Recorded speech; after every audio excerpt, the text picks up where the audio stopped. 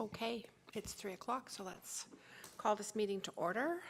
As the agenda and priorities meeting, August 21st, 2023. Can I confirm that Councillor Dunham is online, Juanita? Haven't seen him yet? Okay, you'll let us know when he arrives. Perfect, thank you. So at this time, I'd like to call Councillor Heistad to read our land acknowledgement.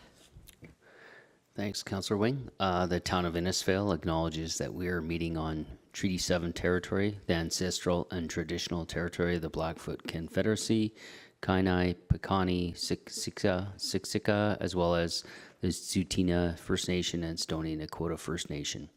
We acknowledge that this territory is home to the Métis Nation of Alberta, Region 3, with the historical Northwest Métis homeland.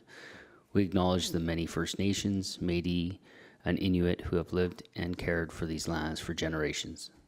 We are grateful for the traditional knowledge keepers and elders who are still with us today and those who have gone before us.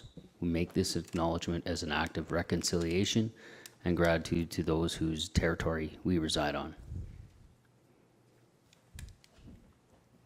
Thank you very much. Okay, moving along then, adoption of the agenda. First off, CAO Becker, do we have any additions or deletions?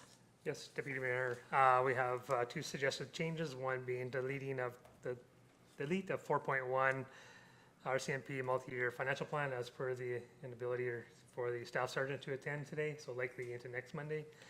Also, in addition to in-camera operational scan as per the Municipal Government Act 197.2 and Freedom of Information Privacy Act 24.1, please.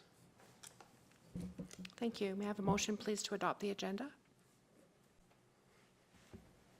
Councillor Heistad? I'll make that motion. Thank you. All in favor? Carried. Thank you.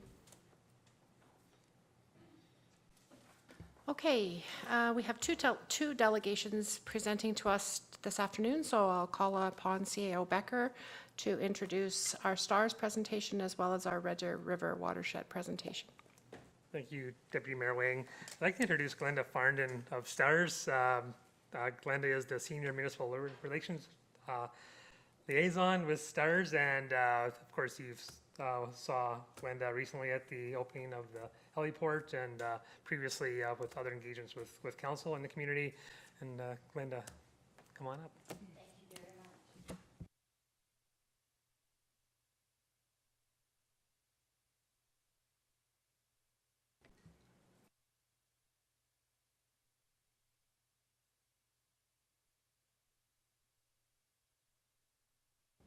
There, red. Thank you. So first and foremost, I would like to just take this opportunity to congratulate you and your community on your new helipad.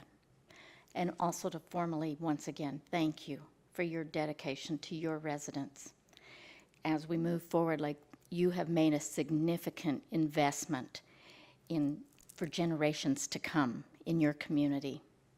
And from a STARS perspective, in trying to do the best that we can to serve your residents and your municipal neighbors, we thank you. So with that, we will start. On the cover page here first, I'd like to draw your attention to the bottom left-hand corner in the fact that after 38 years of serving Albertans, we are going through a bit of a rebrand. So you see just a little bit different logo there. We want to take advantage of having a whole new fleet of helicopters, all the latest in technology now that's available in order for STARS to be able to, as we have been for many people for the last 38 years, your best hope in a worst case scenario. And so taking that even one step further, our vision is to provide critical care anywhere. Next slide, please. So, of course, STARS is fueled by generosity. You know, previously we had a 10-year service affiliation agreement in place with Alberta Health Services to provide 20% government funding. During the COVID years then, that was year to year. But last year in the spring, Alberta Health Services made an announcement that they would look at moving to 50% government funding for STARS in Alberta, which would align them with what we were already receiving from Saskatchewan and an even higher amount from Manitoba governments. So I'm pleased to announce that at the very end of the year, we did receive a top-up to $15 million, which would be half of our operational costs in Alberta.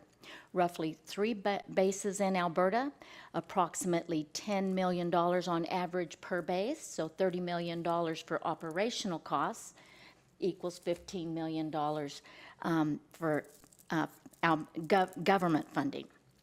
This does not include any educational pieces. The STARS Emergency Link Center, which is our dispatch center, which many of you were able to tour. So it does not include anything that's not operationally connected. On the expenditure side, you'll see from the orange and the blue, more than 80% of all expenditures are aviation or medically related. The smaller piece is the Emergency Link Center located in Calgary, as well as 12% for base administration costs. Now, this is our 4th year in a row that we remain at 12% for administration costs. It's important to understand that CRA allows charitable entities up to 35% for administration costs, so we very much feel we are continuing to do our due diligence over the years. Next slide, please. This gives you an idea of where we're at with our municipal support across Alberta and into northeastern BC. Every area that you see green is a municipal supporter of STARS annually. For those in the red boxes, now those are our municipal leaders. They have reached logo recognition, are represented on the helicopters. They have now reached where they have a significant dollar value at a fixed rate in their annual budgets each year and recognize STARS as part of their emergency protective services. We've just added 5 new rural municipalities, as well as 5 more urban municipalities. We still have 4 that are pending that we have requests asked, and currently we are building on over 90% of Alberta, which is joined in regional partnerships. Regional partnerships means that the county or the municipal district is a contributor, and then so are the towns and villages that lie within a county's boundaries. So currently, there are over 90% that are all in regional partnerships. It is very much a united effort. We're all standing together to ensure that we all have access to a robust health and safety network. Currently, we're generating just over $2 million annually in sustainable operational support for STARS. This is very, very important in the fact that we average on regular days about 10 missions per day across our 6 bases across Western Canada, in bases in Winnipeg, Regina, Saskatoon, Grand Prairie, Edmonton, and Calgary, and then also serve the eastern quarter of BC, where northeastern BC is represented on the map there as well, that they've also been long-term supporters ever since we opened the base in Grand Prairie to serve their area. Currently, with wildfires, with the downstream effects from COVID, in addition to those 10 missions per day, we've seen upwards of sometimes 15 and sometimes double. We've had days that we've had 20 missions per day. So we've had extenuating costs that are rising because of mission volume, because of fuel costs, medical supply costs. It's just never ending. Next slide, please. This will give you an idea of a 5-year overview, plus missions throughout Red Deer County and including your area up to August 15th of this year. So you can see that we cover large parts of all of your municipal neighbors, as well as Innisfail for your critical interfacility transfers, as well as your local scene calls. So currently, Town of Innisfail itself is averaging 7 to 8 missions on average per year. It's also important to remember that your residents are fortunate that they are served by 2 STARS bases. You're ideally located that we can provide service from Calgary as well as Edmonton bases. Next slide, please. Now, this is information I'm very pleased to bring to you. This is 10 years in the making. So we'll look on the left-hand side first, please. So we were able to utilize and gather data back to 2010, utilizing patient postal code. No other patient information other than the postal code where they lived at the time they were flown by STARS. So when you look at all of the different municipalities within Red Deer County boundaries, then you'll see there's been a total of 193 residents flown by STARS. For Innisfail specifically, 77 residents with the Innisfail postal code. Now, of course, this will also include your rural county residents that have an Innisfail postal code. But more interestingly enough is on the right-hand side. The listing across the bottom and the red dots on the map represent all the different locations where these 193 residents traveled when they needed STARS. So I think it's very important to understand that your residents have access to STARS across Western Canada. Next slide, please, because all of your locations would not fit on that particular slide. So this gives you a true account across the bottom of all of the different areas where these residents were flown. They've been flown by 5 different STARS bases across 3 separate provinces, across 26 different municipalities. Partnership ensures that we all have access to a robust health and safety network wherever we may travel. Next slide, please. So, of course, many of you did get to actually tour and see our Emergency Link Center in Calgary. They receive over 36,000 emergency requests every year, or 100 per day. And now, because of COVID, we had some different learnings and was able to host a pilot project to see about having transport physicians actually taking a shift in the Emergency Link Center, which improved to be so effective that it is in place now. Our transport physicians are on site to provide medical oversight on every critical call. So once a call is deemed it is critical, regardless if the patient is going by ground ambulance, Alberta Health Services fixed wing, search and rescue, or STARS, that it's our transport physicians providing all the medical guidance and oversight and procedural guidance. Now, with them also taking a shift in the Emergency Link Center, we're able to assist rural physicians like at Innisfail Hospital, where we can FaceTime and they can actually share information and physician-to-physician consultation. So even if the helicopter, whether it's because of weather, maybe they're already on another call, does not mean that STARS cannot provide critical care guidance for your rural doctors in your rural hospitals. So that's another advancement already. Next slide, please. Of course, we have completed our capital campaign. We now have 10 as of October of last year, we have 10 H145, so we are completely operational with H145. This outperforms our previous BK117 model in speed, range, and fuel efficiency. Still has the same powerful twin engines. Twin engines is a requirement for a helipad, to land on a helipad, as well as the unique fenestron tail, the enclosed tail rotor that you'll see in the photo.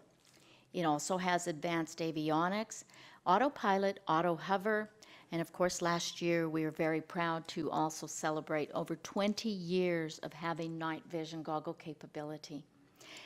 Many, many thousands of patients' lives have been saved because we were able to fly at night. About 50% of our call volume is at night. And we were the very first civilian organization in Canada to be able to have night vision goggle capability. Next slide, please. So I know you've seen the helicopter, and it's, as you can see in the photo, it's very much in the back of the helicopter, an airborne intensive care unit environment. But I wanted to bring you a little bit of an insight into just some of the specialized equipment that's also in the back of the helicopter. So we'll start with the Heistad lab. So this is small. You can see it's just the size of a cell phone, but with a couple of drops of blood, and in less than 2 minutes while we're airborne en route to the hospital, it can provide hemoglobin, blood gases, and electrolytes. These are all vital test results that are necessary for our crew when they're managing multiple pain management drugs for a trauma patient. Next slide, please. So, of course, the Hamilton T1 ventilator. Now, that is the same as what you're going to find in the tertiary care centers in the intensive care unit. But this one is made especially for transport systems. So it is fully featured, but it also, better yet, accommodates all sizes of patients, adult, pediatric, even neonatal. We are an innovative leader across North America in the fact that we were the very first helicopter EMS program in North America to bring life-saving blood on board. We always carry 2 units of universal blood. This is blood that can be accepted by any one of us. It is a significant advancement in trauma, in the fact that we can now buy that extra time for patients instead of them bleeding out before they can reach tertiary care center. It's also important to understand that we work very closely with Canadian Blood Services to ensure that there is no waste. We get a delivery from them every week or sooner if we've depleted our supply, and then they bring us fresh blood. If it needs to be changed out, then they take what we've had that week so it goes back into the system. As well, an important factor is the fact that we're carrying universal blood on board. So once we land at your rural hospitals, we're not depleting your supply either at your local hospitals. So that's another important factor of working together. It literally has been the difference between life and death. The video laryngoscope. Now you'll see that our crews can actually view the trachea right on the video screen. This is an advancement in intubation, especially when our crews are managing difficult airways for patients like a trauma patient, possibly a burn victim, someone that's been crushed on impact. You can imagine that it's vital that we can effectively and immediately be able to intubate. And it was widely used for the last few years during COVID when almost every patient needed to be intubated. Next slide, please. The Easy-IO drill. Now, we've had this little piece of equipment for quite a few years, but each year it seems to be getting some perfecting. And so it's just a tiny little handheld drill you'll see there, only used in time-sensitive, life-threatening situations. But you'd actually be surprised how many times we've used this piece of equipment. It allows us to have immediate IV access by allowing us to drill a little hole in a shoulder bone or a leg bone and immediately have IV access to start stabilization and pain management for severe trauma patients. Handheld ultrasound. Now, we previously had ultrasound, but it was a very cumbersome, big, boxy type of unit that we would have to carry, put at the foot of the stretcher, at the foot of the patient. This now has been perfected to the size of a cell phone. Once again, it provides rapid test results for the rapid diagnosis of collapsed lungs, any kind of trauma-related internal bleeding, heart abnormalities, even fetal compromise in ill or injured pregnant mothers. So now, with the way the new helicopters are equipped, they have Bluetooth, integrated Wi-Fi, and satellite connectivity. So now with all of these, once we have these test results, we can actually in live time transmit the test results to the receiving doctors at the receiving hospitals while we are en route with the patient. So once that patient arrives, again, with our transport physicians being in the Emergency Link Center, they can now help to save time on the back end by coordinating the logistical arrangements with the hospital, scheduling a neurosurgeon, scheduling the cardiac cath lab. So once they have the test results, the receiving doctors can expedite their treatment plans, and at the same time, once we arrive with the patient can go bypass emergency, go directly into trauma surgery or cardiac cath lab, whatever the case may be that is necessary for that patient. We always carry a plethora of pain management drugs, including the thrombolytics for strokes or query stroke patients. We have agreements with all of the hospitals across Western Canada that are on the stroke protocol.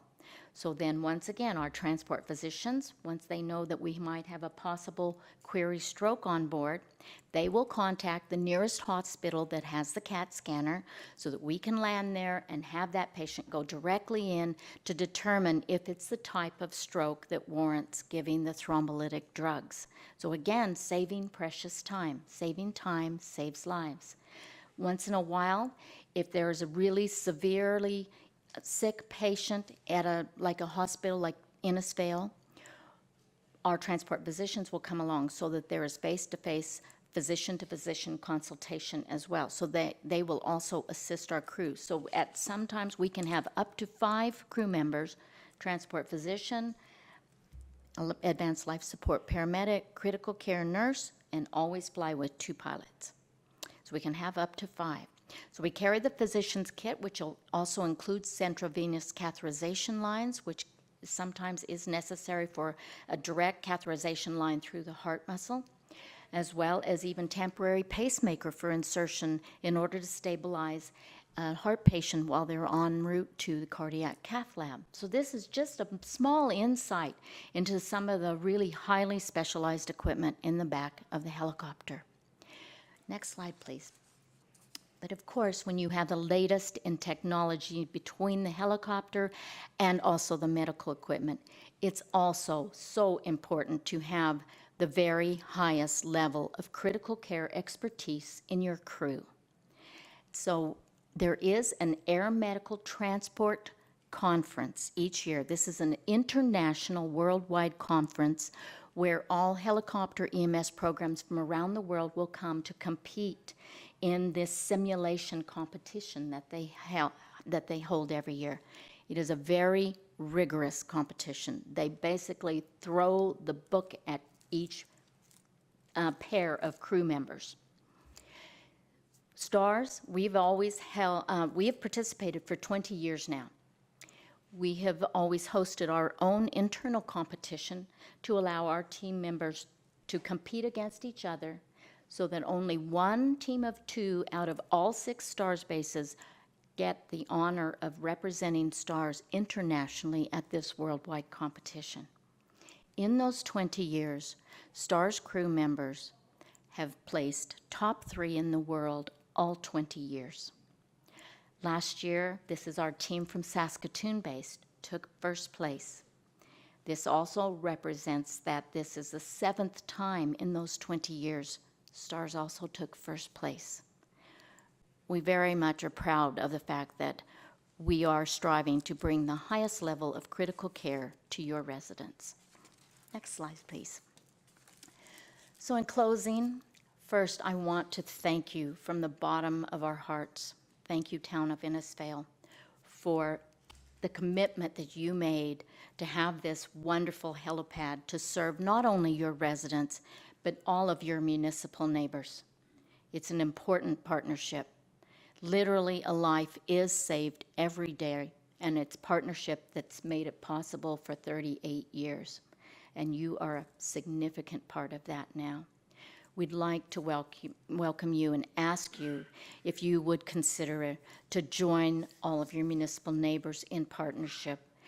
And our request is that you would consider an annual contribution to STARS as part of your emergency protective services that you provide for your residents at a $1 per capita rate for this coming year, 2024 and 2025, which would be in conjunction with your council term. Together, we will continue to save lives. Thank you. Thanks, Glenda. It's lovely to have you here with us, and we certainly appreciate the presentation, and it's just full of awesome information, so I'd like to thank you for that. Thank you. Is there anybody here on council in my group of colleagues that have any questions or comments for Glenda?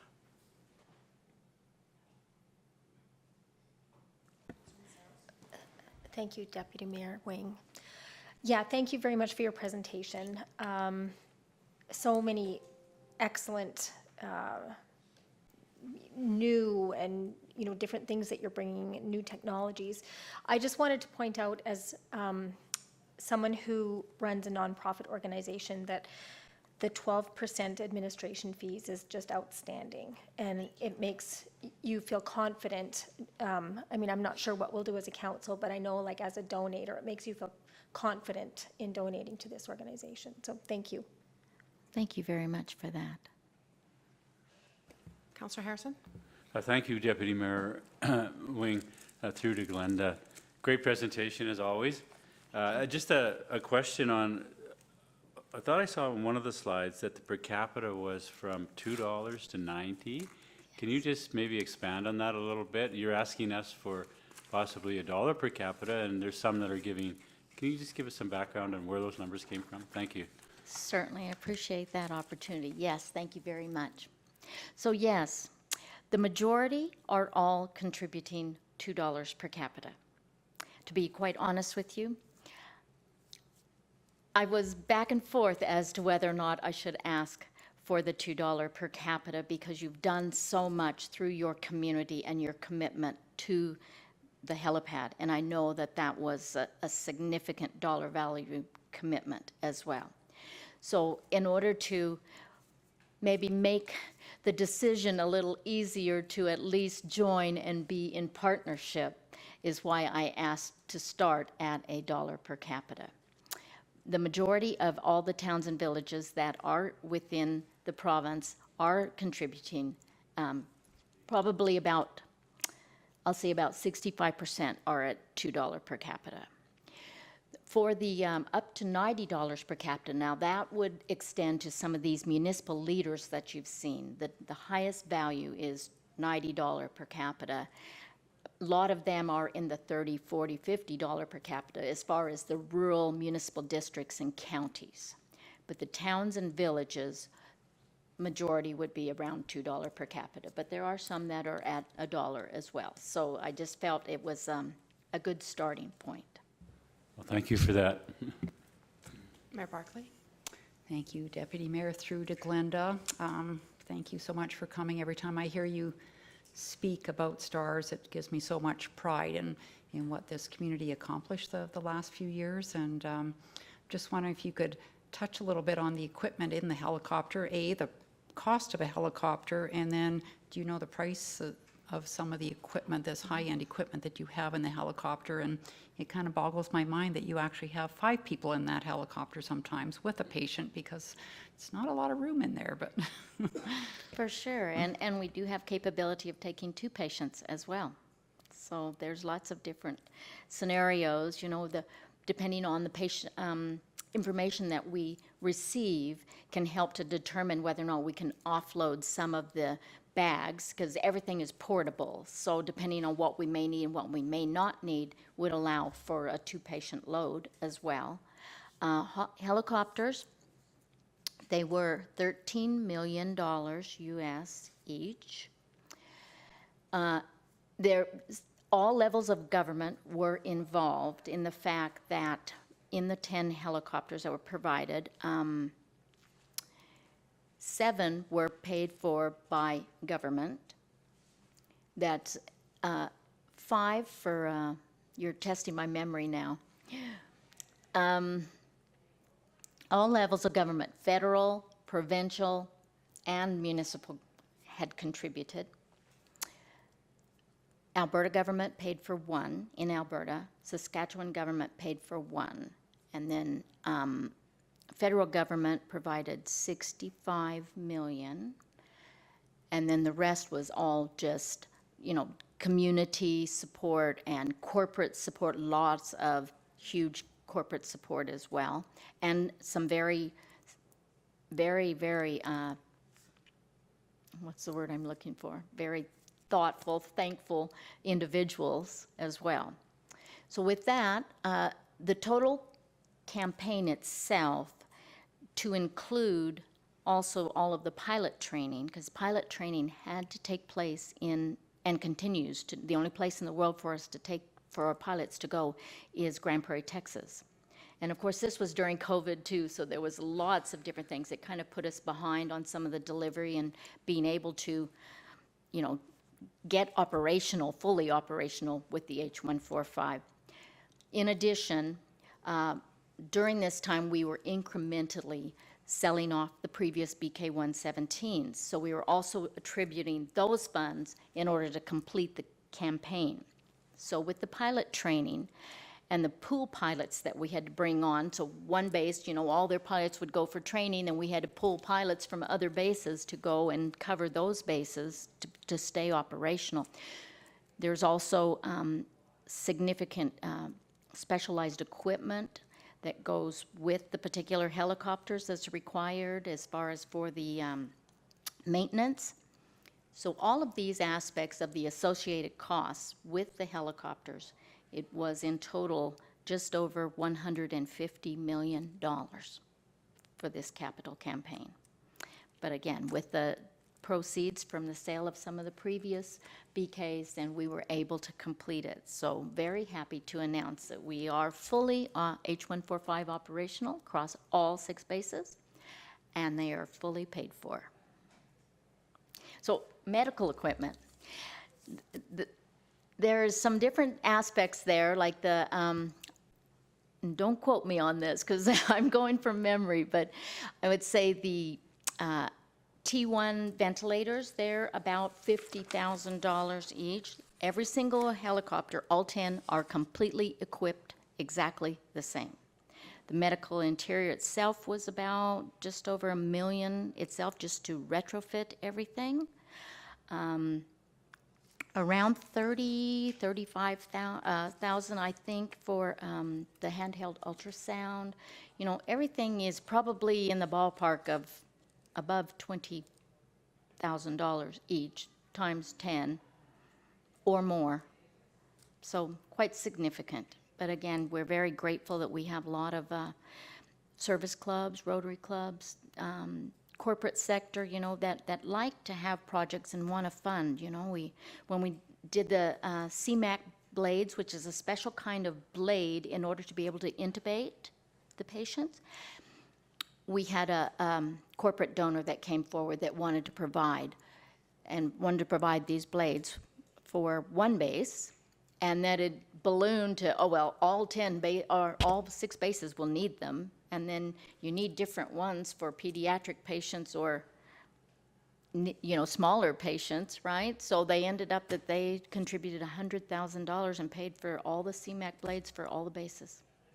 So we're very fortunate that we have people that understand that, yes, we can provide, we can be your best hope in a worst case scenario, but we also need a lot of specialized equipment.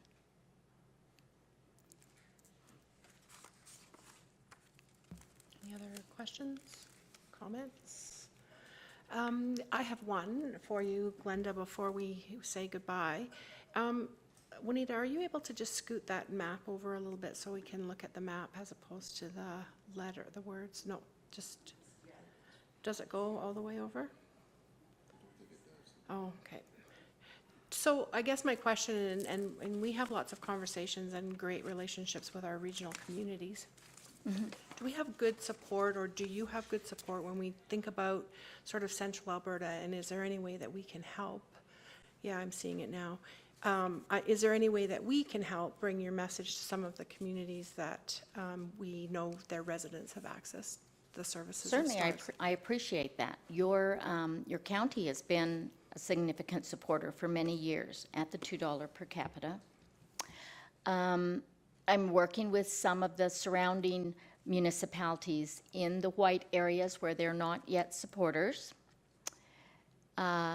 I was able to secure quite a few others through a zone meeting, so that, you know, one zone that really wanted to help to ensure that their entire zone was also a supporter, so it was a united effort. So that's where we were able to get 5 more municipalities on board.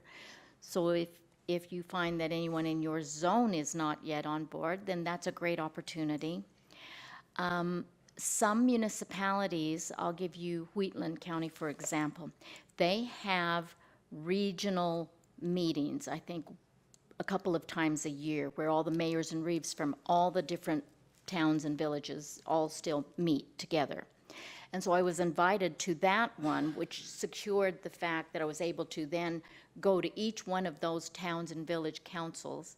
So they are one of our few in the southern area that have complete regional support. Every town and village within their boundaries has also joined this support, along with Wheatland County. So we're trying to build that as well. So if you're willing to help in any of those kind of areas to add more towns and villages, like, I appreciate any opportunity. Great. Okay, thank you for that. I appreciate that very much. Okay, we'll be in touch. So I would like to thank you on behalf of my council colleagues. We will certainly take your proposal forward to our budget deliberations in the next couple of months for 2024 and 2025. Yes. And look forward to continuing our relationship with STARS. Absolutely, and I look forward to being able to see you at least once a year and bring you an update. Perfect. So I did bring you a calendar Oh, for good. Todd's office, and the new one is just out now, so you can purchase Oh. calendars online. Yes, and the latest in the Horizons newsletter, which also features a special story where a life was saved without the helicopter. Oh, cool.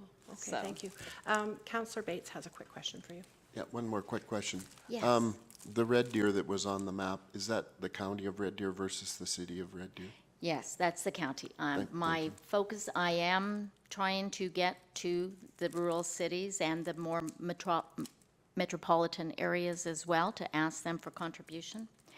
I feel that it's vital that from a rural aspect that we have a very much a united front that we can provide. Also was waiting on the 10 years of getting the postal project off the ground, because that gives me some significant data to provide to the cities on all the areas where their residents have been flown. And so that is, but I'm one person that's doing the entire province. So Martin was supposed to be with me, but he's since found new adventures to go to. And so we are recruiting for someone to help me, to kind of help so that I can get to the cities. So that is still the focus. Awesome. All right. Thanks so much. Have a Thank safe you. drive home. Thank you very much for your time. It was wonderful to see you. Thank you. You too. Thank you for waiting. Thanks. CAO Becker, if you're able to introduce our next delegation, please. Sure, Deputy Mayor Wing. Recently, council gave direction to invite representatives of the Red Deer River Watershed Alliance. I am pleased to introduce Francine Forrest, who is the Executive Director of the Alliance. So, Francine. Thank you.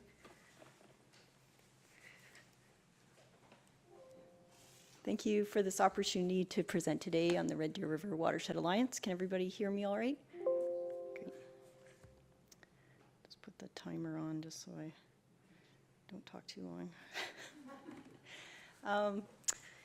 Yeah, so I have a background in freshwater biology, and so come from a technical background, but worked on watershed issues for the last 25 years, and recently started as the executive director a year ago tomorrow. And so I'm here today talking about the important work we do. Right, next slide. And so, yeah, just a brief background on the Red Deer River Watershed Alliance and what we do, current and future initiatives that we're working on, and how to become a member. Next slide. So the Red Deer River Watershed Alliance is one of 11 watershed planning advisory councils, also referred to as WPACs. And so we're all multi-sector, not-for-profit, science-based organizations. So we have a currently 16-member board, and we have a vision of a healthy, dynamic, and sustainable watershed through the efforts of the entire community. And so we were developed back in the early 2000s, and we worked towards the Water for Life goals, the provincial Water for Life goals. So safe, secure drinking water supplies, healthy aquatic ecosystems, and reliable quality water supplies for a growing economy. Next slide. And then back one, yep. And so the last fall, we also got a little bit more direction and from the provincial government, who's our main funder, and they described in a little more detail the mandate and roles of all of the WPACs, the 11 WPACs for the province. So we have always done this work, but there was a little more clarity on roles between the province and then between the WPACs. So our roles are to assess and report on the state of the watershed. That's our previous watershed report from 2009. And they would like frequency of at least every 8 years, which seems reasonable. And so that's huge priorities for us right now. And then develop and implement an integrated watershed management plan. And some of you may have been involved in this last one. And this is, a planning document for the region. And then deliver water literacy and educational programs. So we have videos, we have outreach events, often mostly in the summer and the fall. And then we also partner with local experts like the Kerry Wood Nature Center that deliver already great programs. And we also have a newsletter to keep you updated on activities within the watershed. And then one of our most important roles is the acting as a convener and collaborator. So water is a really important topic. Healthy watershed has lots of benefits to municipalities and other stakeholders. And so we have three opportunities that we provide every year to convene and talk about water issues across the basin and bring local issues to the front. We invite speakers, everybody's welcome, and that's one of our main roles. And then finally, just to practice good governance and operational effectiveness. Okay, next slide. So the Red Deer River watershed is a huge area, I'm sure you're aware of. It's over 50,000 square kilometers, and it has over 70,000 municipalities. The headwaters are in Banff National Park, and there's a diversity of industries across the basin.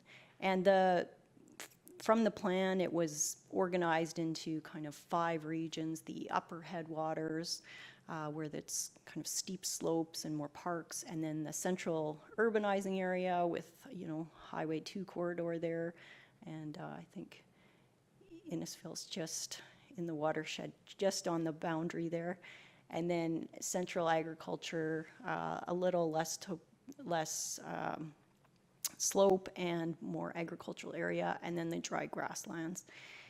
And it's a huge area, and we need partners to work together to maintain a healthy watershed for now and into the future. Next slide. And so we work at a watershed scale because, and this was mandated as part of under the Water for Life strategy as well, but and watershed is just really, looking at the topography, and it's important because what happens on the land is really a reflection of the water in the receiving environment. And so then we look upstream to downstream, we can help prioritize areas of importance, and then there's also a connection between surface and groundwater, which is also increasingly important. Next slide. Just going back to our key roles, convener, collaborator, we have spring and fall forum, and then we also have an AGM, and the AGM is in June. Our upcoming fall forum is in collaboration with the Alberta Lake Management Society this year, so we hope you will attend. It's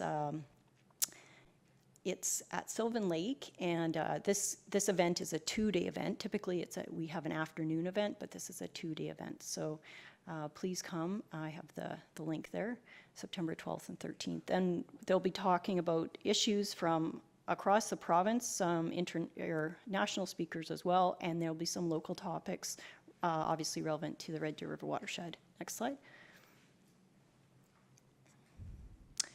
Yeah, and a little bit more on water literacy and education. So as I mentioned, we have a mandate for outreach and education programs. So we have some great videos that some of you might have been featured in. And then we have a newsletter, monthly newsletter that you can get updates on and interesting activities to partake in. We also, on our website, keep some really good information that you can use for maybe background information for adding, I guess, to bylaws or just, relevance of, just a support for different initiatives. So that's the information that we have. And then the next slide. So the next role is our watershed assessment and planning. So this is an ongoing iterative process. And you just keep you start and you make it better and better. And so we start the WPAC started in 2005, and that's when we started commencing with partnerships, and then you characterize the watershed by doing a state of the watershed and kind of figuring out what's in your watershed. Then you set goals, and then have a plan. And so that was the blueprint there. And then it makes recommendations and identifies who does what. And then there's also regulatory plans like the South Saskatchewan Regional Basin Plan, or South Saskatchewan Regional Basin Water Management Plan, which is a regulatory document, but we have to consider when in our water planning initiatives. And then with that, we've been doing recommendations from the plan, and then now we're at this point in the circle where it's how is it working, and we're revisiting the state of the watershed. So we're giving an update. We're looking at just seeing how has our work that we've done in the watershed, how are the conditions now? So next slide. So this is our project, the State of the Watershed. It's going to be similar to the last one. There's going to be several chapters, one on water quality and quantity, ecosystem, biodiversity health, riparian health, the different land uses that reflect the chemistry in the water, and then incorporate some important traditional ecological knowledge as well. And then I just have, there's a couple pictures there. This is a new technique where, well, it's not new, it's used in environmental assessment across the world really, but it's called CABIN, and it looks at, not only can you look at chemistry to evaluate the health of the creeks, but you can also look at, these invertebrates or bugs in the creek, and if by looking at the number of the bugs and which bugs are there, you can get an idea of how healthy the system is. And it's you do it every fall, so that's what we'll be doing around the creeks as well for the ecosystem health. So that's our watershed initiative that we're embarking on, and hope you will join us on that. Next slide. Yeah, and so to do this kind of work, it is a huge basin. All the other WPACs are also initiating this work as well. So we're working together across the province on different tools like CABIN. We're also working together with the province. They're working on the Red Deer River water quality, surface water quality mainstream objectives. So they're looking at the health of the Red Deer River itself, but we're also going to be looking at the health of the tributaries because we actually have 5 years of data, chemistry data. So we're going to be rolling that up into the watershed report, and then we'll be, and there's I know a lot of text there, but the main thing just in this slide was just to show that the watershed is huge, but there's lots of different agencies and different municipalities that can contribute knowledge in their area to make that watershed plan or watershed work, watershed health even more relevant and more important when we're involved and it's, it's relevant in the local area, not just as a broader plan. Sorry. Okay, next slide. And then, that's the point is, the watersheds don't follow, unfortunately, the political boundaries, so it's, you have to work with different, your neighbors and everything, and that's where we come in if we can help with, our boundaries. Anyway, we just look forward to working together as we work on this initiative. Next slide. And so, as I mentioned, shared, there's many benefits of having a healthy watershed. And so there's benefit of source water protection for drinking water and stormwater management, wetlands and riparian areas. They can bring in biodiversity that you can enjoy. There's also fisheries and lakes, recreation, flood and drought mitigation, which, is on top of many people's minds as well, here and elsewhere. And then, water is important to the economy, the environment, and the community. So, and the decisions we make today are important for the future. So, we're all in this together, no matter what part of the watershed you live in. Next slide. And then, we're all experiencing the challenges as well. So that's just, there have been 4, water shortages in the Red River Basin. There's 14 in the South Saskatchewan Regional Basin. The RDRWA sits on the Inter-Basin Water Council Consortium, and we had an emergency meeting 3 weeks ago. We have another one next Friday about the severity of the drought conditions in the South Saskatchewan Regional Basin, which, as you know, we're part of the South Saskatchewan Regional Basin Management Plan. So, we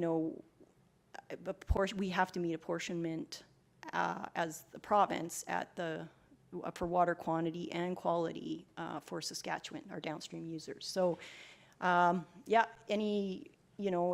then flooding on the other hand, there's these events that are increasing in frequency and sometimes magnitude. And so, we're all dealing with them in different parts of the basin.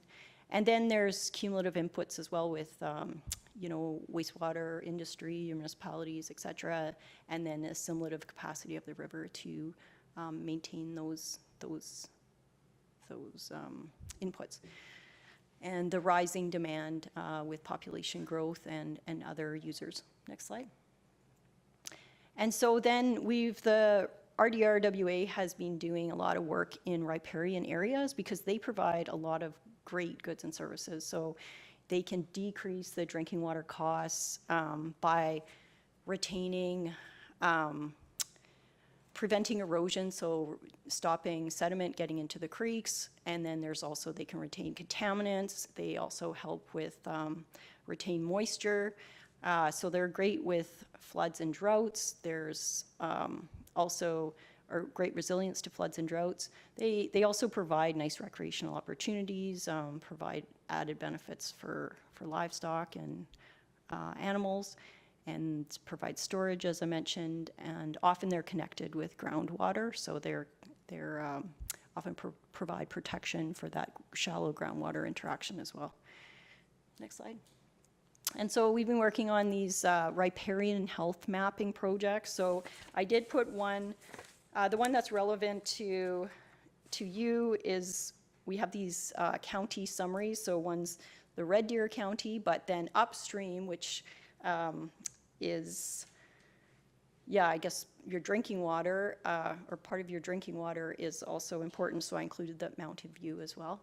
And then we have mapped over 7,000 kilometers in the Red Deer River Basin. So these were identified from the State of the Watershed back in 2007 as areas that were priority areas that had water quality threats in them.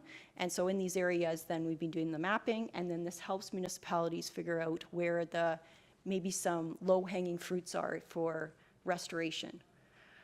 And so,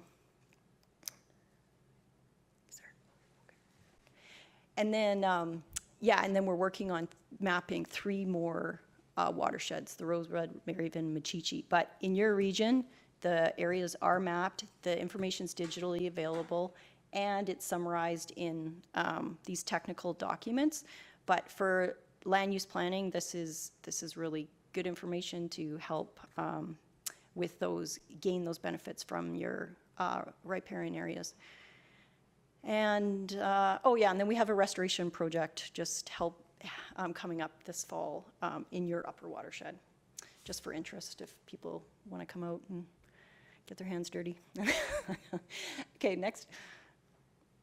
All right, so this mapping actually helps with, as well with source water protection planning. So, you know, lots of cities that are, you know, I guess, trying to manage risk with water into the future are looking at, yeah, not only traditional drinking water treatment options, but then also, yeah, protecting the watershed. So this is kind of an example. This is from City of Calgary and just looking at the regional source water protection. So, oops, sorry.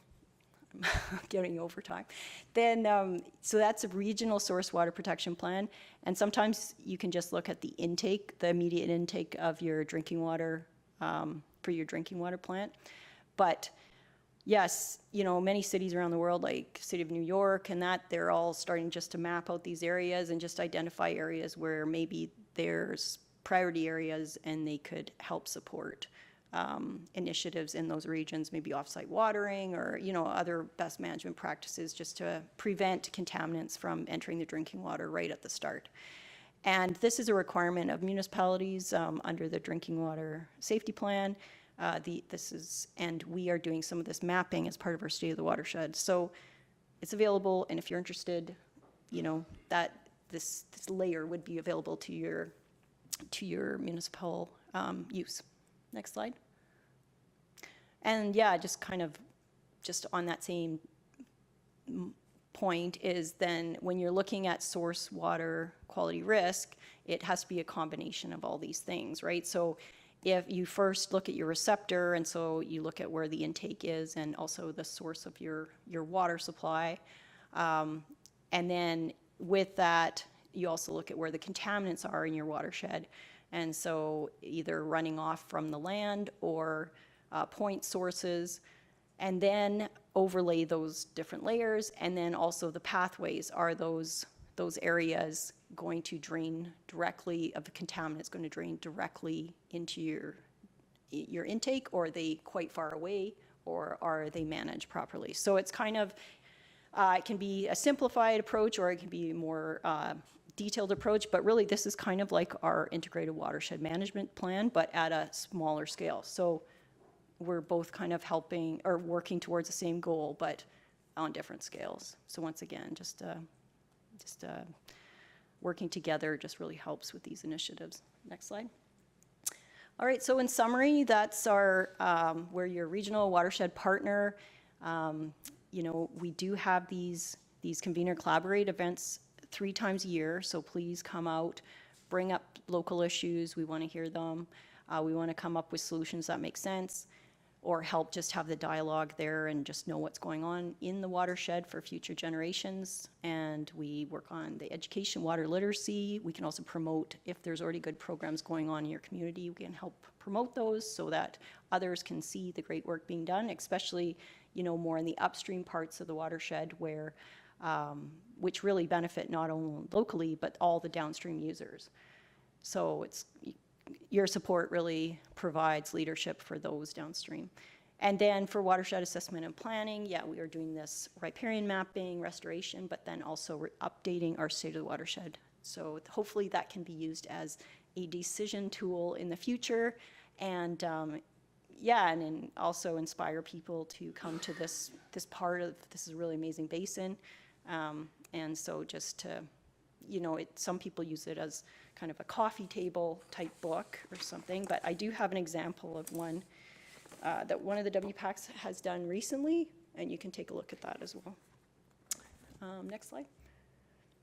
And then, yeah, this is our membership organizational membership information. So to become a member, I provide a link there. There's an online form, and every November we request funding. I think it's 50 cents per capita to help with all these initiatives, or you can choose, which initiative you're particularly interested in, and then also you can get updates from the newsletter on what we're up to. So, thank you. That's it. Wonderful, thanks, Francine. That was very interesting. Do we have any questions from any of my council colleagues? Councillor Harrison? Thank you, Deputy Mayor Wing, and through to Francine. More of a process question. Can you just run through your planning cycle? And I'll just use an example. I have a project that I'd like to see followed up on. When do we submit? How do we submit? How do we, how is that voted on? Just maybe a quick Reader's Digest of. For something like the State of the Watershed, or Yeah, because you're doing projects. You had Yeah. mentioned that. Yeah, well, we're doing lots of projects, and the State of the Watershed, so for that project, it's 3 years long. Typically, they're 3 to 4 years Yeah. long, right? But we're starting on the water quality and quantity chapter first. So that's what we got funding for that, and then, and then we're starting to, apply for grants and request funding for the next chapters, and then, I guess each one is probably. And some of them are easier to do at the same time. So obviously hydrology and water quality we're going to do together. And then the aquatic work we're not going to do for another year because we don't have the data yet for that.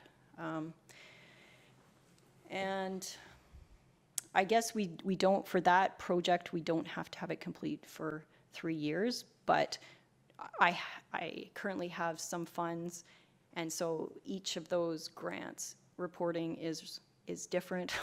So for the main grant, we will be reporting, we report in December and then also in March on our success for those chapters. And then we also have to provide an update on the other roles and mandate as well. But the projects and the grants are typically more for the assessment, so the State of the Watershed work, and then the integrated planning. So that's typically, and then the other funds are more summarized under education, and then outreach and convener collaborator, just rolled up like that. Does that help, or? Thank you. May I have one more, Deputy? You may.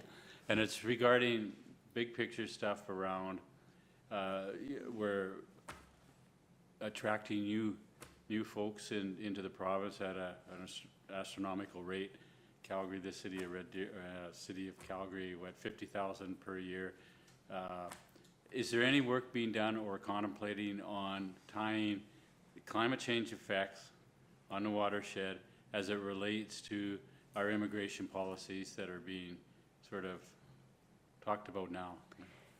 Yeah, so that'll be, we'll have a climate change chapter, and we did have a speaker, a climate change scientist speak to us, and we did record that presentation. It was specific to the Red Deer River Basin, but something like that would probably be summarized. It's modeled into the future, so it kind of has some key areas, pattern. So that's on the website. So that would be, I feel something like that would be summarized in a chapter, and then we would have a population growth sort of chapter itself, and then together try to integrate at the very end. But it would be kind of, as right now I see it, as separate chapters. So thank you.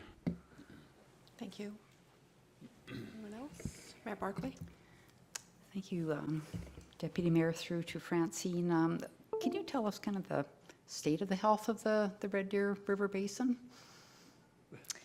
maybe, do you want to do the slide? I guess a quick summary or something. And Yeah, I'm really curious to kind of look into it a bit closer because that is my background. But yeah, if you go to the last slide, I didn't show it but if you go 23, okay. So, yeah, generally speaking, yeah, so historically, the main stem, so you can see the starting in the headwaters there, then there's these, you know, Sundry, Glenifer Lake, I guess right by you guys, then Highway 2. These are long-term monitoring sites, so these are monitored quite closely. And then, so these will be revisited, and I understand there was some concerns water quality concerns more downstream, you know, which is to be expected in this type of river system. But, you know, you also compare it to other systems as well, and there was higher bacteria and nutrients downstream. That was back when we did it in 2009. So it can be completely different now. And then if you want to go back to, yeah, or go back one there. Yeah, okay. So then, yeah, so this is the picture on the right is this was a summary of the state of the watershed, the water quality risk. So this was based on chemistry, but also likelihood of contaminants. So it was kind of livestock density, it was manure production, you know, a list of these. And so then these were rolled up and summarized. So red is watersheds that were identified as high water quality threats and then had indication of water quality concerns. And then the yellow was, you know, more moderate. And then the green was, you know, I guess considered fine. And from the state of the water, or from the integrated watershed management plan, there was a detailed trend, like looking at the historical data done. And so we have these numbers, and then we also have the numbers of, you know, kind of standard stats of your average and stuff like that. So we'll look at those. So we haven't done it yet, but we just got the data, and we're going to be looking at the main stem, but also the tributaries. And so we don't know yet. There's a few papers out there that kind of have identified maybe some metal issues in certain parts.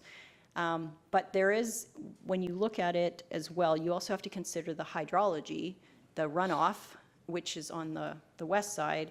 And if you look at that, or sorry, on the left side, and then if you look at that part, there's more runoff in, you know, the headwaters, and then also around Red Deer there. So, you know, I guess that area, like the Blind Man and the Medicine, is kind of, if we were to focus on restoration, that in those regions would have benefits downstream. So that's where we've been doing a lot of the focus. So we'll see how the chemistry is, but it is also important to properly summarize the data, because it's seasonal as well. So you don't, you know, if there's a lot of spring runoff, then that's what you compared, you know, spring to spring. And so we want to do it right, we want to do it well, and we want to do it, you know, one time and then revisit it again in 5 years or something like that. So or a few years, I don't know if we can get it kind of automated, but there is a lot of advances since this was done last. So yeah, I'm kind of excited about it. But yeah, sorry to answer your question, I don't know yet, but I'm excited to know. And we have inklings from, you know, 20 years or 17 years ago, but we don't know. It's a long time ago. It's a long time ago. So and that's, I guess, the other thing is, it would be nice to just know, you know, and so maybe we can have another map that just shows one sub-watershed that's red, you know, or they're all yellow, or, you know, great, right?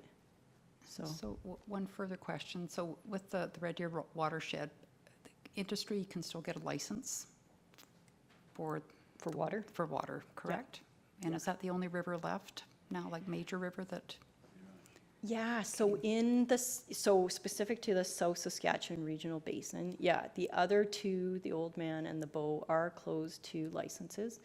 And the Red Deer is still open. However, there's also a proposed irrigation project in the special areas approved, and the amount of water has not been openly disclosed at this time. So then once it is, but that's under, we've been attending some meetings. They're called and maybe some of you are there, I'm not sure, but the South Saskatchewan Regional Operational Model. So that's a quantity model, and it's based on the model that the government uses, but they're adding in different scenarios like this one, the irrigation one, and just seeing, in a time of drought, which this year actually is an El Nino year, can a project like this be sustained? And so I guess that's right now that it's still open, but with some of these proposed projects, there's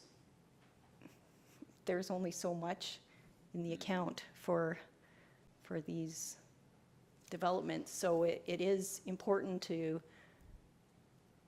hear about these projects. We did ask to get an update. So there will be an update at the fall forum on this irrigation project, and just to hear more, how much water is going to be used. But it is, like if you think of it like a bank account, and the river can only assimilate so much of the waste, or there's only so much for different municipalities or different users, then there's only so much. So these are important decisions for the future. And this municipality is fortunate to be upstream, but with more pressures downstream, there'll be more people looking upstream, saying, what about source protection, or, things like that. So everything that you do as, you're, I guess, leaders for the basin and that, so. No, thank you. So many questions, but I will defer to Councillor Bates. Councillor Bates, over to you. Yeah, just pivoting off of that, my understanding, I did not know that had been approved at this point, but my understanding, there's a seniority factor too on a lot of the licenses? Actually, yes, yep. And so I assume if that's just been approved, it would be very junior in the seniority list. That's right. So it is, that's correct. If approved, it would still be a junior. So under the first in time, first in right rules, that would not get water in a dry year. So, so it's, that's how I understand it. Right. So. Okay, anybody else? Any more comments? We're good? Francine, thank you for coming. Very interesting, thank you. Very timely and important for us as well, so thank you for all the information. Thank you so much for having me. No worries. Safe drive home. Thanks.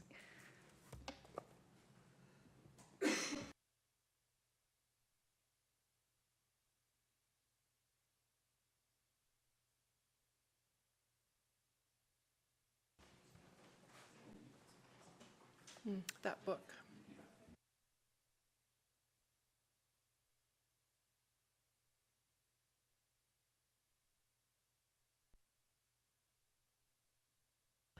Okay. Let's move along. Agenda point 4.2, given that the RCMP are not available today, we'll move along to strategic priorities update. So over to CAO Becker. Thank you, Deputy Mayor Wing. We do know updates are required. This is from June 8th, approval of council and review. What administration is intending to do is provide draft updates in advance of your September 21st strategic priorities session. With that is to have a few meetings, part of your, probably like the AMP, but maybe even regular council meetings to lead up to that day of September 21st. So what you'll see over the next couple of weeks is administration will update this template with new information in draft as you move into the September 21st. So information for today, please. Okay. Can I have a motion then to adopt that or accept this for information? I'll make that motion. Thank you, Councillor Heistad. All in favor? That's carried. Thank you. All right.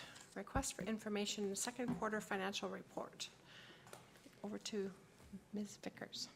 Yes, thank you, Deputy Mayor Wing. So this report is to provide the second quarter financial information to council. So each year, administration presents quarterly financials for council to review and approve. The financials currently being presented are for the second quarter of January, so that is included in January 1st to January 30th inclusive. Administration has reviewed the financial information being presented. The actual figures have been compared to the approved final budget for the year. The 2023 final budget was approved on December 12th, 2022, and administration believes this to be a true representation of the state of financials as of June 30th, 2023. Now, I would just like to note that the budget adjustments that were just approved have not made it into this set of financials, as this is only up to June 30th, sorry. So the financials show an overall revenue of 70% of budget compared to a 50% measurable for the second quarter.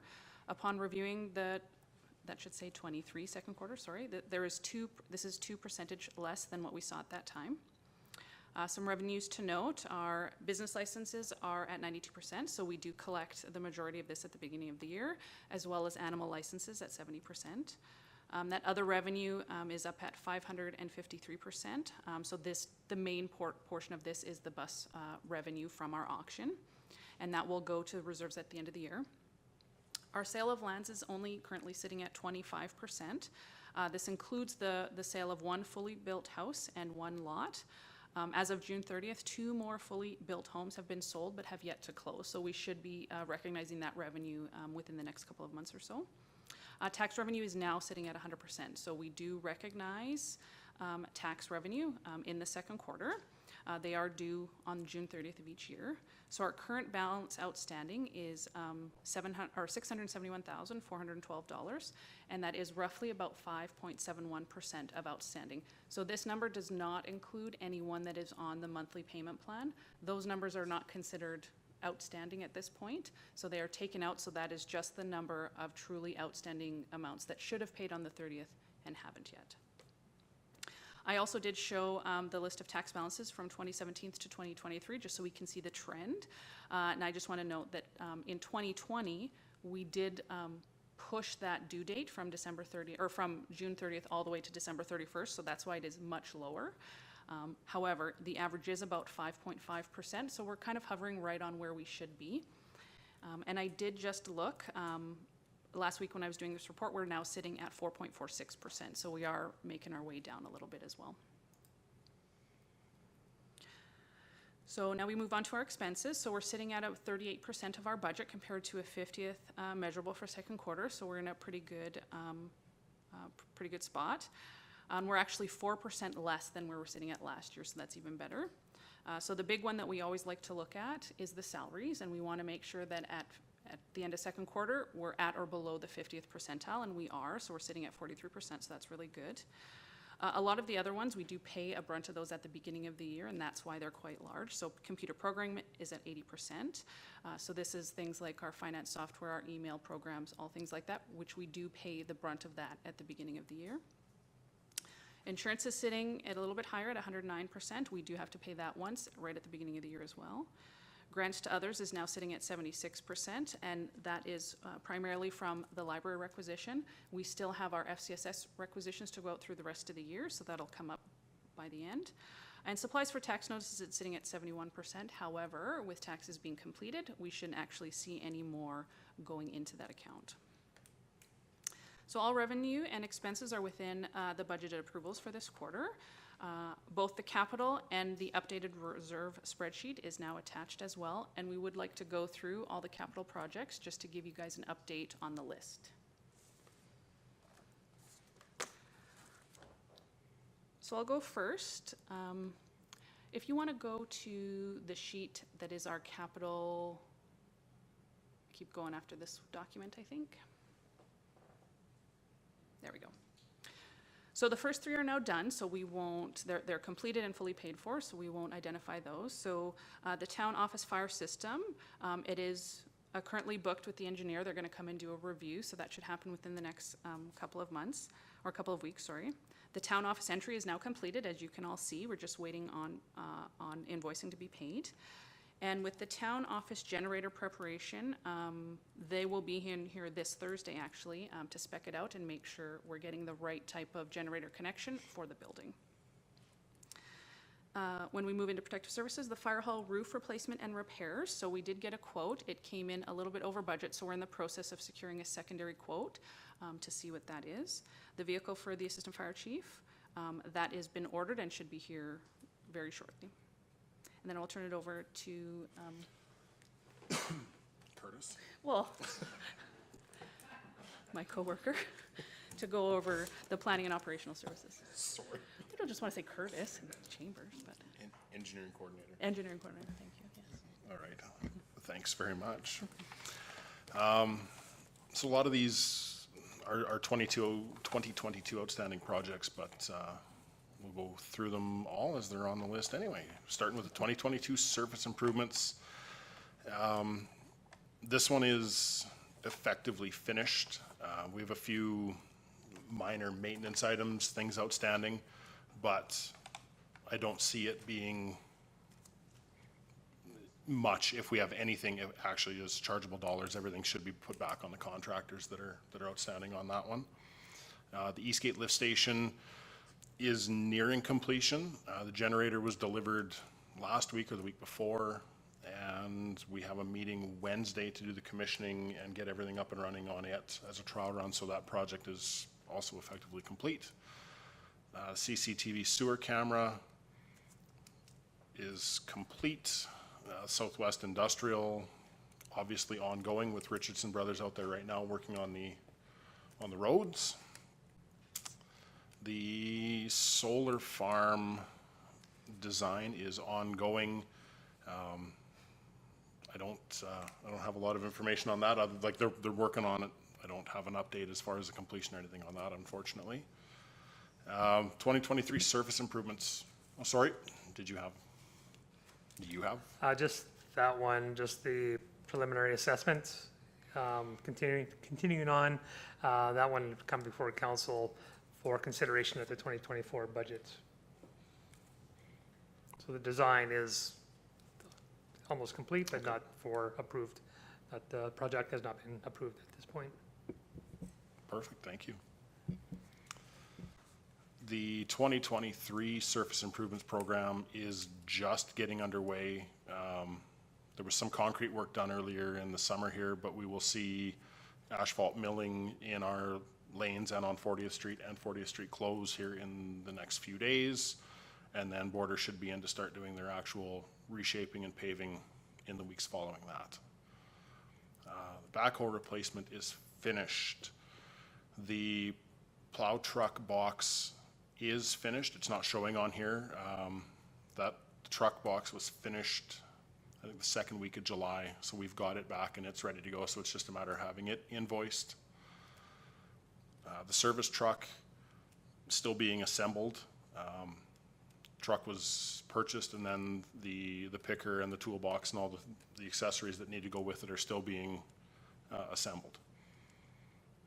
Replacing the Ford Freestyle, we are just waiting on delivery of that. Yes, likely 3 to 4 weeks at this point now. Okay.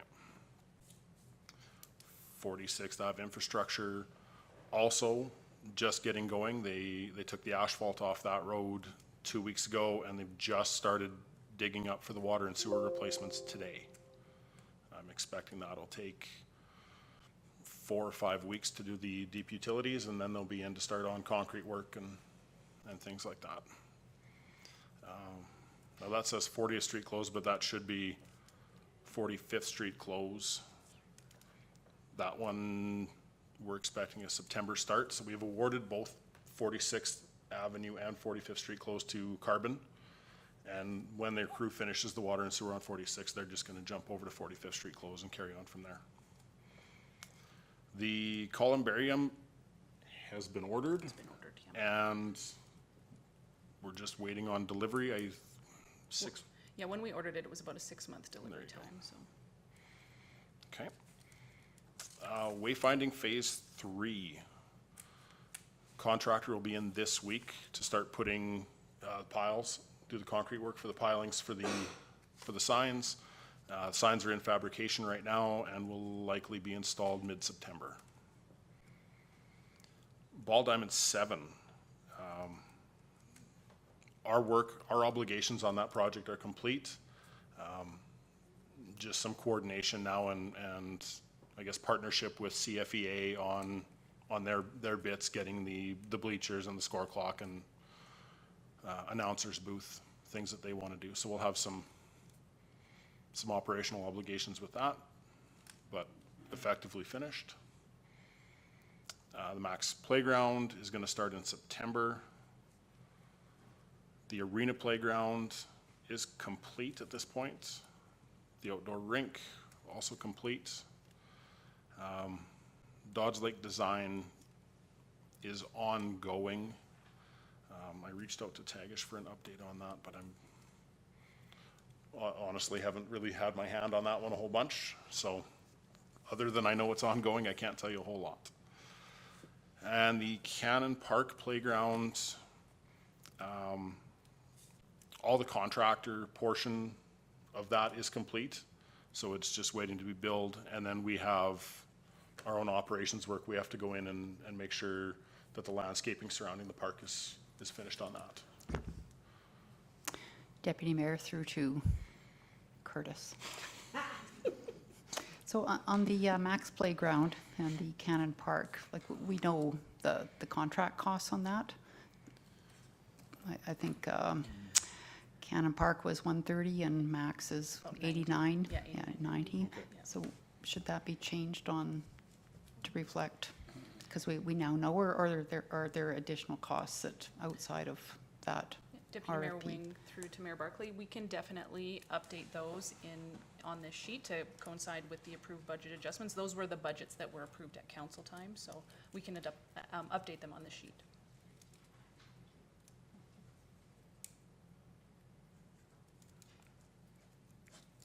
Those are all my projects. Engineering coordinator, Yes. Hoffman.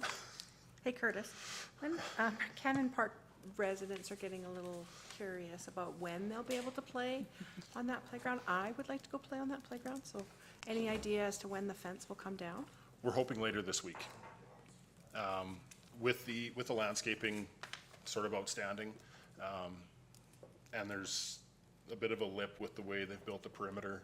We want to get a ramp in there for accessibility, and then get the landscaping touched up and everything. But we're aiming for later this week. Thank you. Okay. Well, I got more. Councillor Bates, over to you.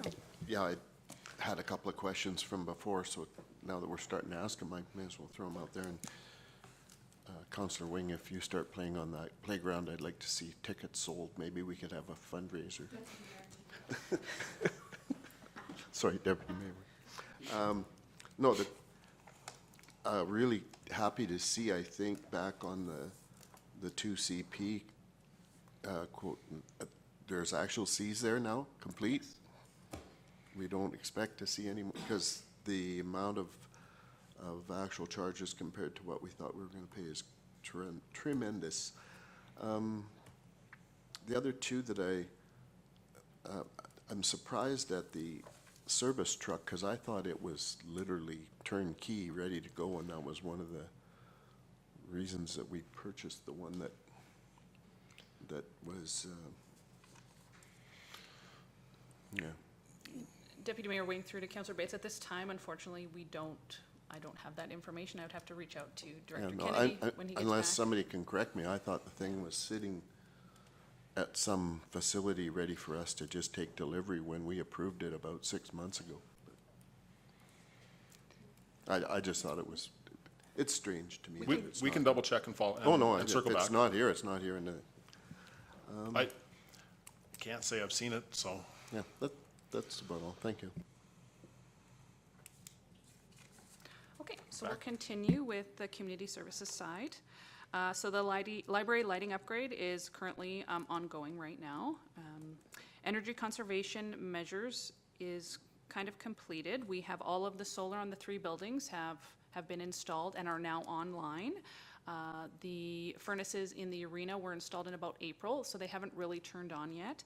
So in speaking with Director Jenkins, she would be bringing another report sometime maybe in late October, early November to kind of, and we'll go through the analysis of old bills versus new bills, show that comparison, see how much we're actually saving, and provide that information to you then. But we want a few months of fully operational so we can kind of see what that looks like. So the building condition assessments was a project from 2022. We had completed those ones last year and we were under budget, so we did actually add some more this year. Those have been completed, but we haven't had the reports yet or been invoiced yet, so that should be still coming within the next little bit. Hazelwood houses are complete. 3 of the 4 have been officially sold. There will still be maybe some minor fees left over for the one that we still own. We're still paying for some utilities on that and things like that, but it should be very minor costs coming in on that one. Seniors Center air conditioning, so it is now here and it is being installed in the next week or so. In the arena, the dressing room flooring and partitions is now done, and they're currently in the repairing deficiencies stage, so that should be completed very shortly. And as we just need some billing to fill this in as well as the arena header trench fitting replacement is now done, and as well as the arena exterior cameras is also completed. At the pool, the storage shed is now complete, as well as the pool schematic and detail. That's done as of now, and we're just kind of in that holding pattern. With regards to the aquatic center maintenance repairs, so as it stands right now, in speaking with Director Jenkins, we're going to be doing 2 projects this year. So one will be doors, and that is sitting at $35,000. So we are looking to get some more quotes on that to fulfill our procurement policy. And we do need to repair the roof. However, I think it has been pivoted to replacing the whole roof. We're just going to do a repair of the roof for now until we can decide what that building will be used for in the future. So currently, it is the east side of the roof that has all of the issues on it and that needs to be repaired, but it's also the side that has all the penetrations like the venting and the skylights. If we decide in 5 years that this is no longer going to be an aquatic center, we will be removing all those and then we'll have to replace the roof at that time. So we did decide just to maybe do some repairs. We do have to put an RFP together as it is over the $75,000 limit, so we are looking at doing that now at that stage. And the last thing is the LLC roof repair, so that has been quoted out and it will be awarded in the next couple of weeks or so.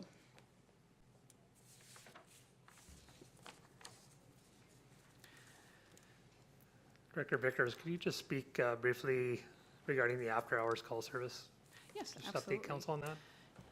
Yes, so we currently have an after-hours on-call service. So what it is, if you're a resident and something goes wrong at 10 o'clock at night, you can call the town office, but we're not here, so another service picks up and then sends it to the appropriate department, whether they're on call or directs them what to do. We are in the process of actually switching over that service from one service to a local business that's actually based out of Red Deer. So they'll be taking over the service on September 11th. So hopefully there'll be a few hiccups. Hopefully we'll be able to massage through the switchover quite seamlessly. So we're going through all of the schedules and the phone list and all that stuff to send them to do that switchover. So if there's any questions, I'll take any other questions right now, but if not. Mayor Barclay? Deputy Mayor through to Director Vickers. Are you going back into the financials or are we done? Or Well, we can go back. I'm done my report, Okay. but if you definitely have questions, we can go back and look at question I some have questions. is around the investment income. Sure. Like, what are we invested in right now and what kind of interest rate are we getting? So, Deputy Mayor Wing through to Mayor Barclay, I don't have the interest rate specifically in front of me, but I can definitely get that for you. Right now, we do have a 90-day account that we're invested in, so it's kind of, we're not locked in. We just need to give them 90 days notice to be able to pull our money out.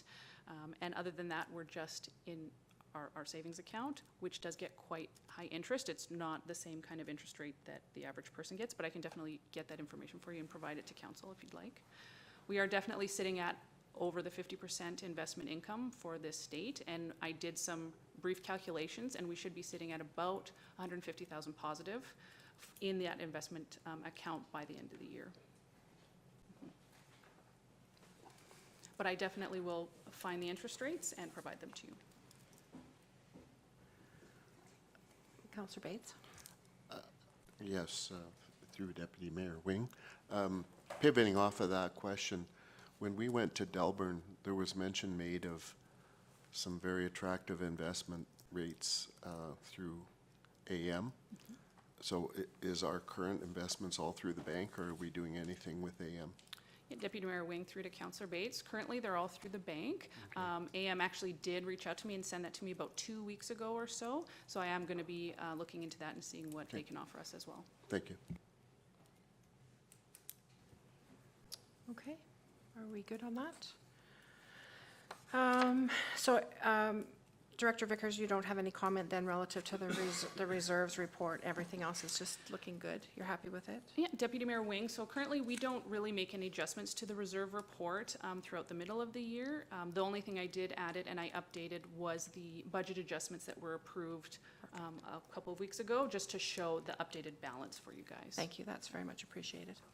Okay, so can I have somebody please make the recommended motion? Councillor Bates?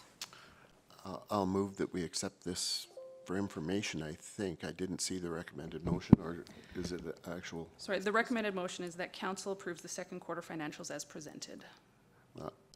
This is an A and P, right? Okay, accepted as information. So I move that we accept it as information. Thank you. Any further discussion? I'll call the question. All in favor? That's carried. Thank you. Okay, over to upcoming events. Juanita, just for your information and for this document to be adjusted, the Chamber of Commerce monthly meeting is now, Innisfail Chamber of Commerce Board has moved their monthly meeting to the third Thursday of the month from 12 until 1 p.m. So we can adjust that moving forward. That would be great.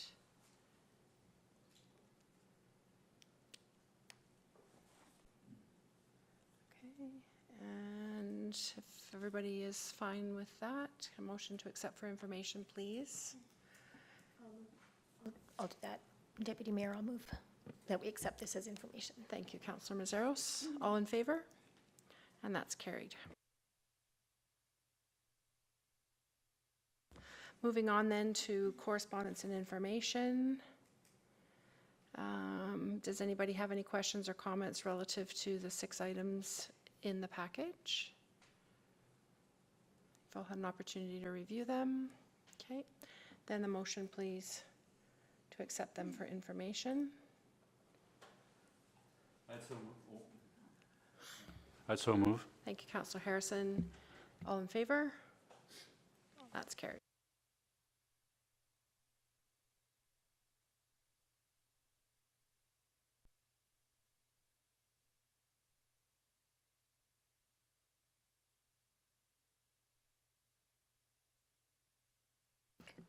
Thank you, Deputy Mayor.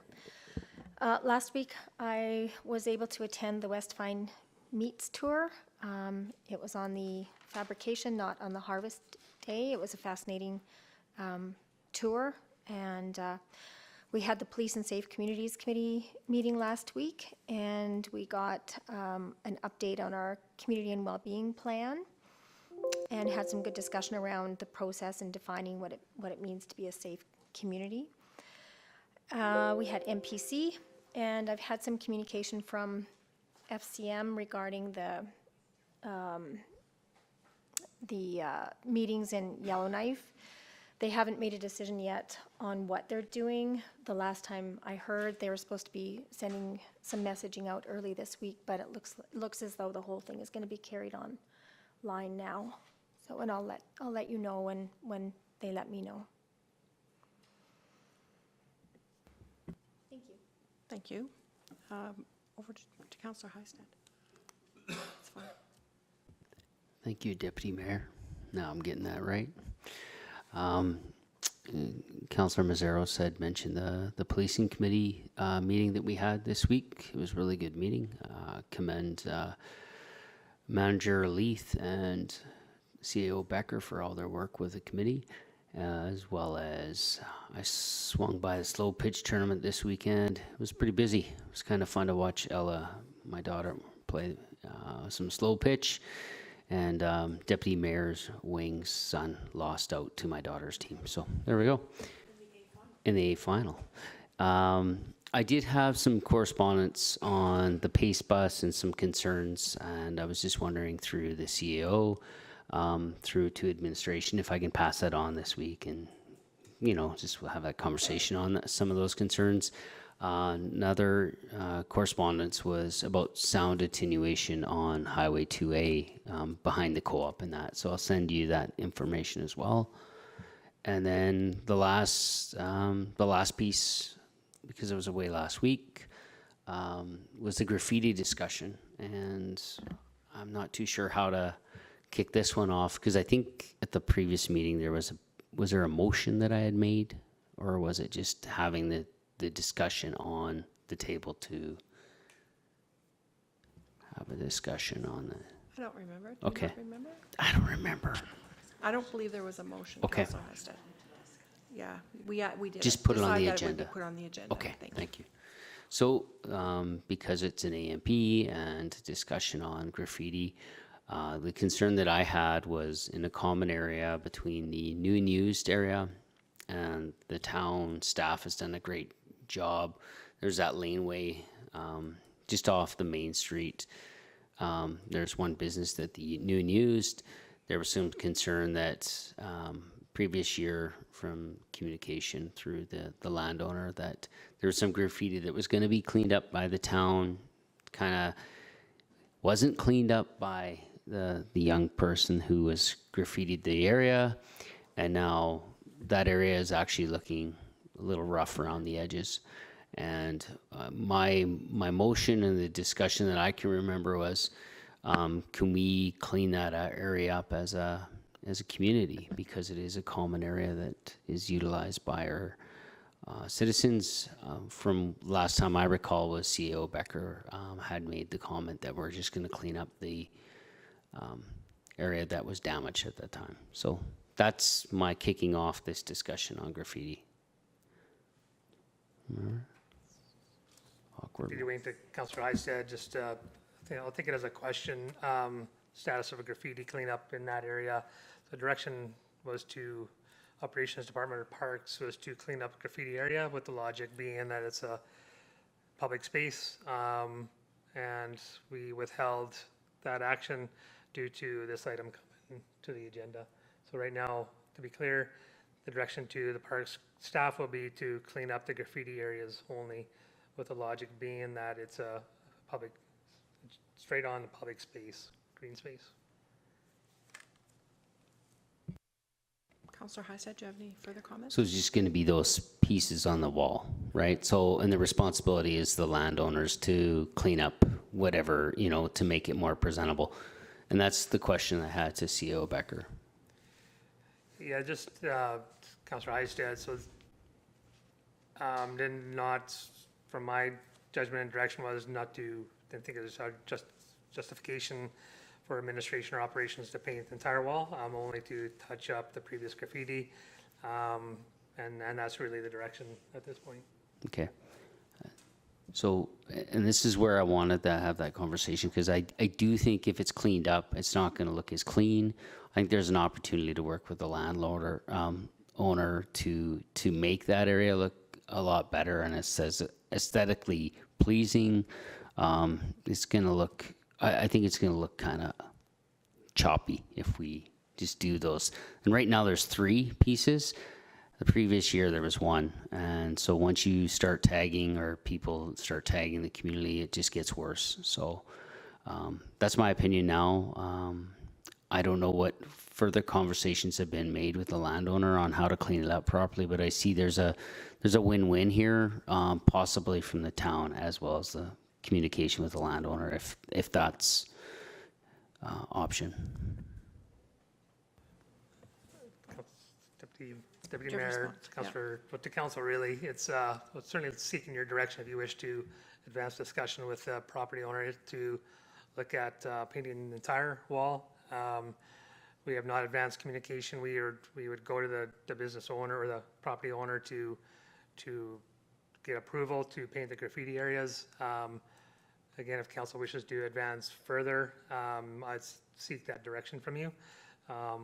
Or the initial look at the wall, it's flaking, would require more than just a cover of paint. It would require probably scraping, sandblasting. I'm not sure what it'd do to get it to a point to paint the whole wall.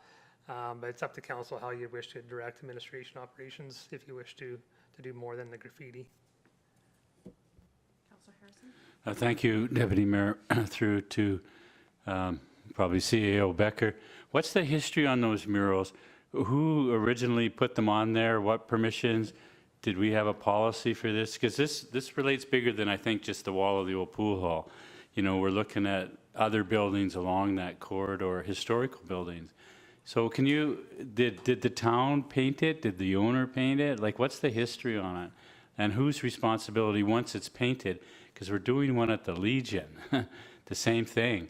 Whose responsibility at the end of the day is it? Or will that be covered off in our policy? A number of questions more. Thank you.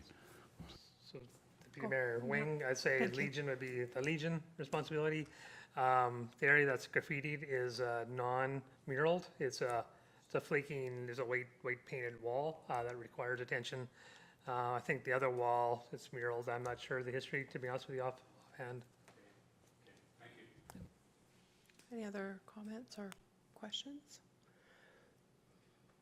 So this is an opportunity, I agree with Councillor Heistad. I think this is an opportunity to sit down with the owner of the building to say, how can we work together to make the whole wall look better? But I don't think that we need to, myself, I don't believe we need to be providing paint to the owner of the building.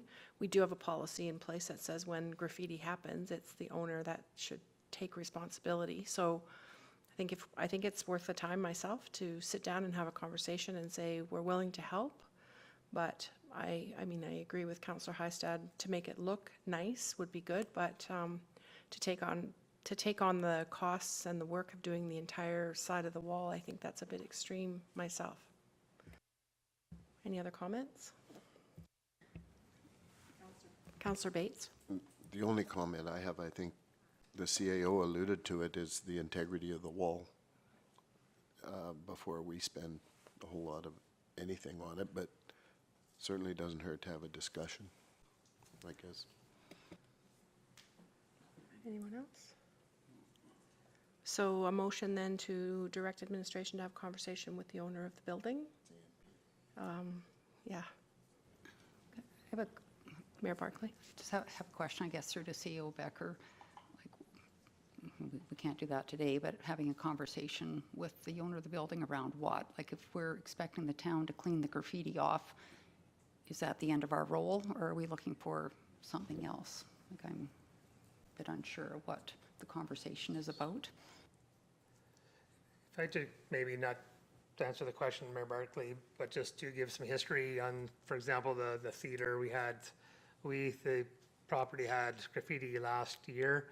So we did work with we had a fine option individual that was required to either pay a fine or put into community services. We had a partnership with Restorative Justice. The owner purchased the paint, and when we worked with the youth in this case to help the business owner complete. Was not our project. It was us tying in somebody that needed a little bit of guidance to help that property owner. So I just want to give you a little bit of recent history on graffiti for private dwellings. Again, this one's, I felt, a little different, and please give me the direction you deem appropriate. So the only logic I had is either give it back to the property owner, you deal with it. We don't have a fine options individual available right now. We do have a kit we could provide you. You provide the paint. You can do as you like. But in this case, it's the green space area. The wall is just on the green space, and the logic I had was just because we're inviting people in that area, just to cover that the graffiti mark up. But certainly, if you feel differently, I'd certainly adjust my direction to the operations staff. Councillor Messaros? Oh, thank you, Deputy Mayor. Yeah, my question is, it seems like the differentiation between what we have in our policy and what's happening here is that it's a public space. My question is, what made it unsightly to begin with? Was it the paint that's coming off of the side of the building, or is it the graffiti? And I guess I want to clarify that what the distinction is, why the reason that we're talking about this is primarily because this is a private space or a public space. Is that correct?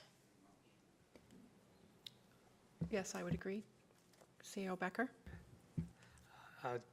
Deputy Mayor Wing, to Councillor Messaros, I can't make comment on the condition of the wall, but, you know, it's flaking, it's a judgment on the condition of the wall. I visually witnessed the wall having flaking paint, and it's not really in my privy to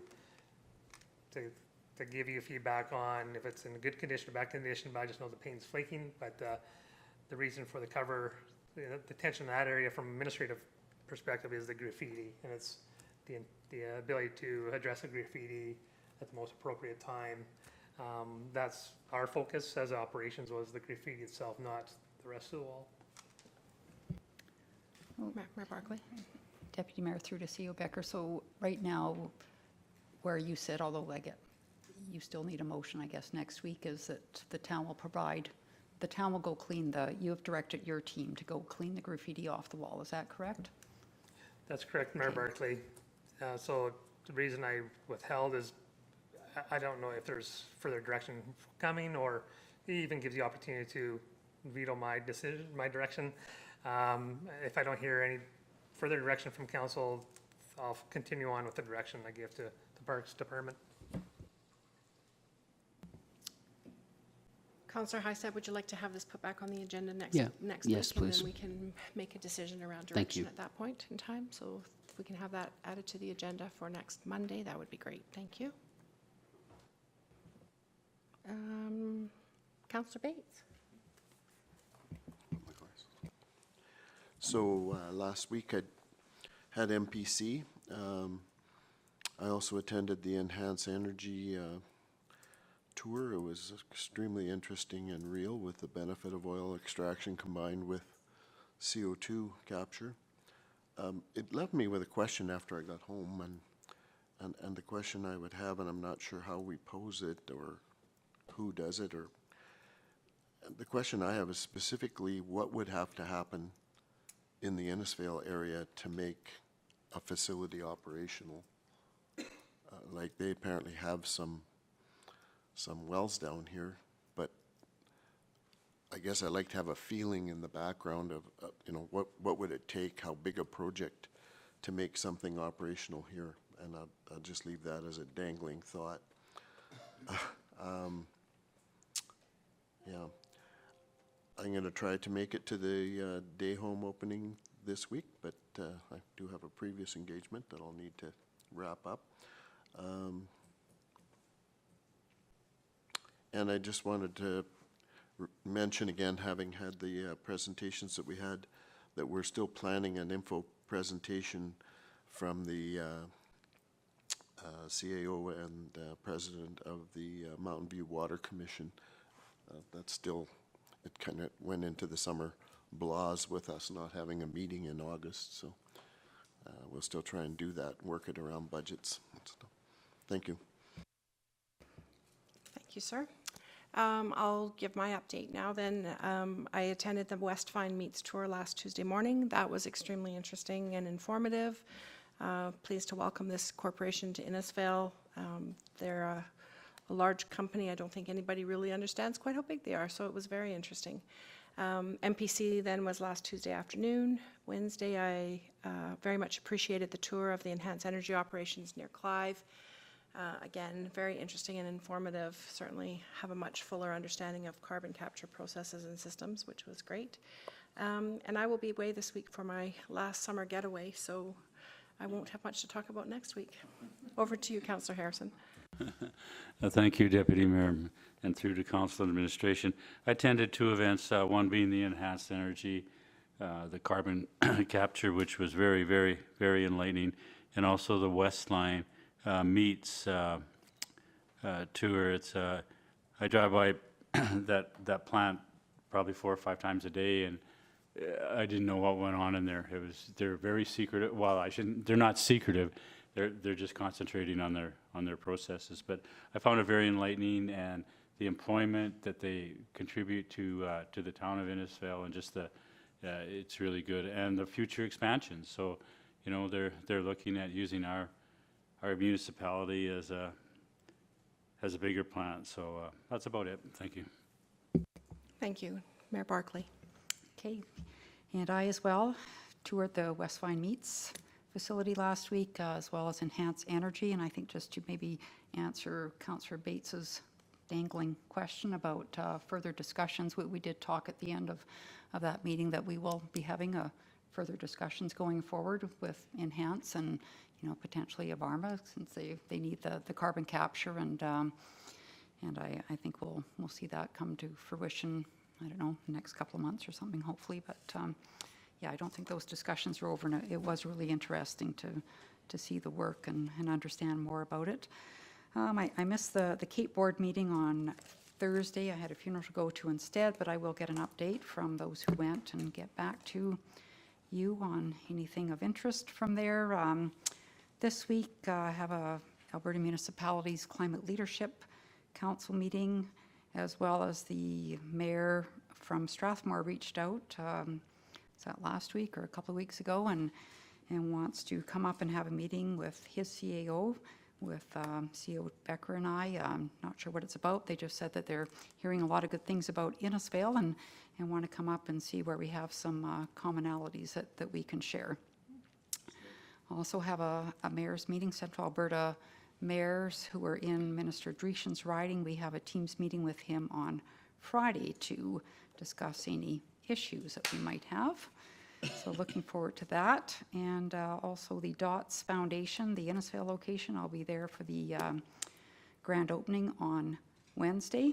And we also have the car show on Sunday, the Kinsman Car Show.